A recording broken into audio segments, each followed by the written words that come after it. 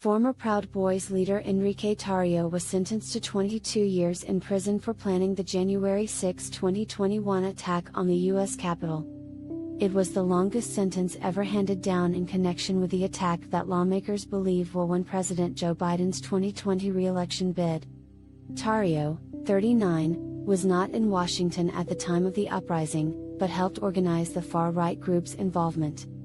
As he led the court, he waved a two-fingered peace or victory sign.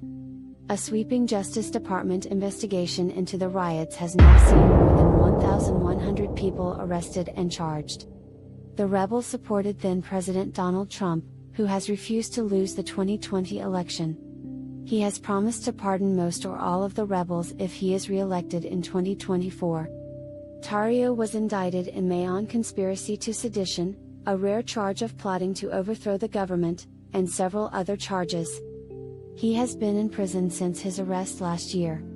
In their sentencing proposal, prosecutors described Tarrio and the accused as naturally charismatic leaders and profound preachers who were the main masterminds of the alleged conspiracy. It also says that others support and promote violence. He was a general, not a soldier, the prosecutor said.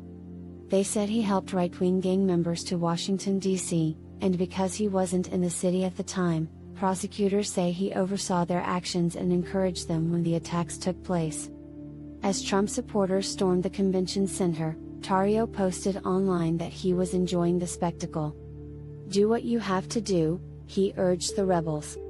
The U.S. District Court judge, who presided over the sentencing hearing, said Trump candidate Timothy Kelly Tarrio began planning the December 2020 attack on the Capitol and created a powerful command structure.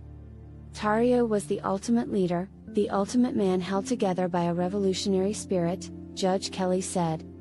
There are no signs that he is sad to be fired. Important moments inside the court. Where did the prison conditions leave the proud boy? Forgive the rebel Capitol. Before learning his fate Tuesday, Tarrio emotionally apologized to police and Washington residents for his role in the riots. "I am very ashamed and disappointed that they have suffered and suffered. I have to live with this shame for the rest of my life. I'm my own worst enemy," added Tarrio, wearing an orange prison uniform. "I'm not politically motivated. I don't think it's possible to change the election results," said Tarrio, admitting that Mr. Trump lost the November 2020 presidential election. "I apologize," Tarrio told the judge. "Don't take my 40s from me." Tarrio was the national chairman of Proud Boys. Formed in 2016 in New York City, members of the far-right group describe themselves as a men's drinking club. They see themselves as Mr. Trump's foot soldiers and are often involved in street clashes with left-wing anti-fascist activists. Tarrio's lawyer said on Tuesday that his client was a keyboard ninja and a fake patriot who wanted to talk dirty but had no intention of overthrowing the government. However, Judge Kelly noted that Tarrio has shown no remorse for his past actions. Tarrio was found guilty in May of obstruction and conspiracy, civil disorder and destruction of government property.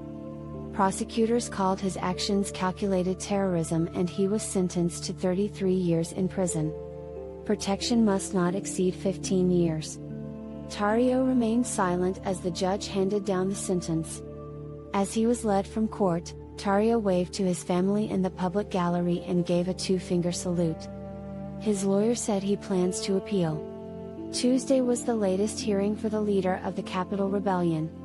The longest sentences were up to 18 years for another Pride Boy, Ethan Nordiana, last week, and Stuart Rhodes, founder of the far-right militia Oath Keepers, in May.